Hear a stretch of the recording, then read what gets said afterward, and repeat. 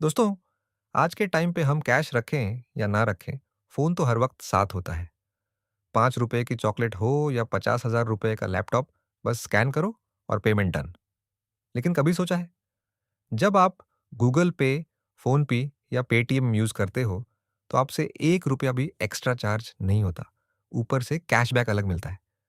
और सिर्फ यही नहीं, मार्केट में नए यूपीआई ऐप्स भी आजकल कैशबैक और रिवॉर्ड्स का लालच देकर यूजर्स को अट्रैक्ट करने की रेस में लगे हुए हैं। तो सवाल सिंपल है, इतनी बड़ी कंपनीज, हजारों एम्प्लॉयज, इतने एड्स, इसका पैसा आ कहाँ से रहा है? क्या ये सब सिर्फ समाज सेवा है या कहानी कुछ और है?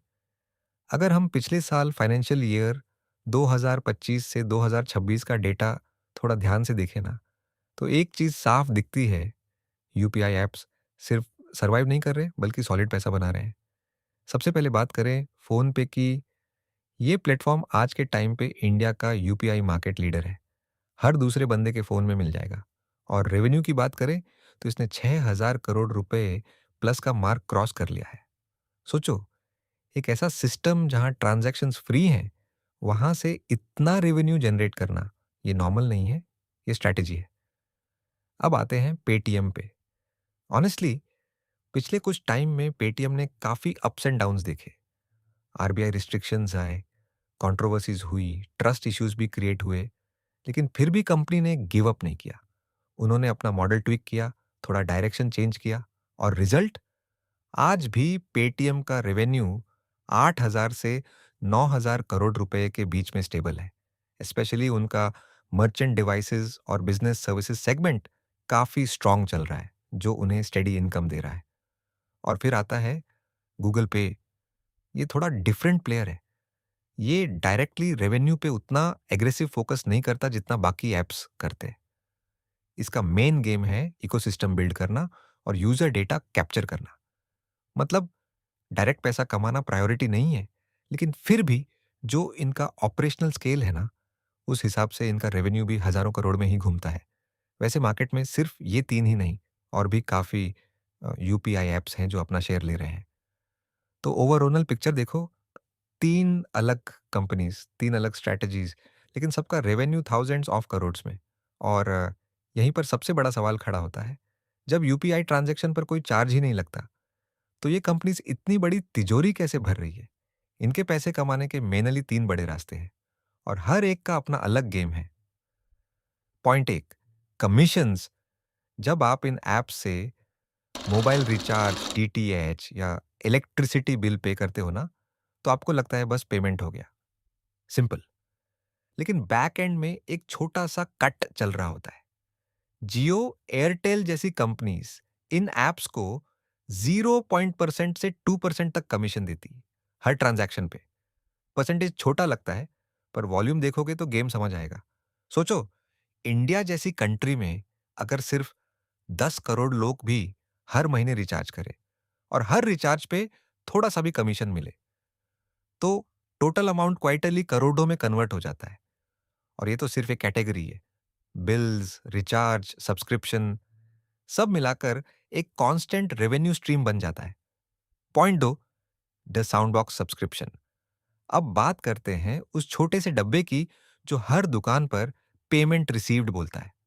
सिंपल लगता है, पर ये इनका मास्टर स्ट्रोक है। हर मर्चेंट जो ये साउंड बॉक्स यूज करता है, वो महीने का 100 से 150 रुपए रेंटल देता है। अमाउंट छोटा है, इसलिए दुकानदार को हैवी नहीं लगता, लेकिन कंपनीज के लिए ये गोल्ड माइन है। क्योंकि इंडिया में लाखों दुकानें हैं जहां ये बॉक्सेस लगे हुए हैं। मतलब एक फिक्स्ड, प्रिडिक्टेबल, हर महीने आने वाली इनकम, बिना किसी रिस्क के। एक बार डिवाइस इंस्टॉल हो गया, बस उसके बाद वो हर महीने पैसा जनरेट करता रहता है। ये लिटरली एक पैसिव इनकम मशीन है इन कंपनीज के लिए। पॉइंट तीन, फाइनेंशियल सुपरमार्केट। अब आता है असली बड़ा खेल। ये एप्स अब सिर्फ पेमेंट एप्स नहीं रहे, ये धीरे धीरे एक डिजिटल फाइनेंशियल सुपरमार्केट बन चुके हैं। इनके पास आपका पूरा स्पेंडिंग डेटा होता है। आप कितना कमाते हो, अप्रॉक्स, कहाँ खर्च करते हो, कितनी बार ट्रांजैक्शंस करते हो, सब। और इसी डेटा को यूज करके ये आपको टारगेट करते हैं। Personal loans, insurance, mutual funds, credit products के ऑफर्स के साथ। अब यहाँ पर असली पैसा बनता है। जब भी आप इनके थ्रू कोई लोन लेते हो, तो ये ऐप्स खुद पैसा नहीं देती, बैंक या एनबीएफसी देता है। लेकिन कस्टमर लाने का काम ये ऐप्स करती है और उसके बदले इन्हें मिलता है हैवी कमीशन। मतलब सिंपल लैंग्वेज में, ये आपको प्रोडक्ट बेचती है और पीछे से बैंक उन्हें रिवॉर्ड करता है। तो ओवरऑल देखो, फ्रंट एंड पे सब फ्री लगता है, सिंपल लगता है, लेकिन बैक एंड में मल्टीपल इनकम स्ट्रीम्स पैरेलल चल रहे होते हैं। अब बात करते हैं गूगल पे की। गूगल का गेम थोड़ा अलग है।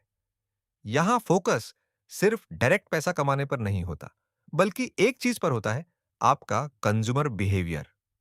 समझना, मतलब आप रोज क्या करते हो, कब ट्रैवल करते हो, किस टाइप के स्टोर्स पे पेमेंट करते हो, कौन सा ब्रांड प्रिफर करते हो, किस रेस्टोरेंट में जाते हो, ये सब छोटी छोटी चीजें गूगल साइलेंटली ऑब्जर्व करता रहता है। आपको शायद लगे कि आप बस पेमेंट कर रहे हो, लेकिन गूगल के लिए हर ट्रांजैक्शन एक सिग्नल है, आपकी लाइफस्टाइल का, आपकी प्रेफरेंसेस का, आपकी स्पेंडिंग हैबिट्स का। और जब इतना डिटेल्ड डेटा एक जगह कलेक्ट हो जाता है ना, तब उसकी रियल पावर दिखनी शुरू होती है। गूगल का जो पूरा एड इंजन है, जहां से वो बिलियंस कमाता है, वो इसी डेटा से और शार्प होता है। मतलब आपको रैंडम एड्स नहीं दिखते, आपको वही एड्स दिखते हैं जिनमें आप ऑलरेडी इंटरेस्टेड हो सकते हो। इसलिए गूगल पे इनडायरेक्टली एक बहुत बड़ा रोल प्ले करता है। फ्रंट एंड पर सिंपल पेमेंट ऐप लगता है, लेकिन बैक एंड में वो गूगल के एडवर्टाइजिंग इकोसिस्टम को और भी पावरफुल बना रहा होता है। वैसे आप सबसे ज्यादा कौन सा ऐप यूज करते हो, फोन पे, गूगल पे या पेटीएम? कमेंट में जरूर बताओ। और ऐसे ही सिंपल और क्लियर बिजनेस ब्रेकडाउन्स के लिए सब्सक्राइब करना मत भूलना। चैनल नया है, थोड़ा सपोर्ट जरूर दिखा देना।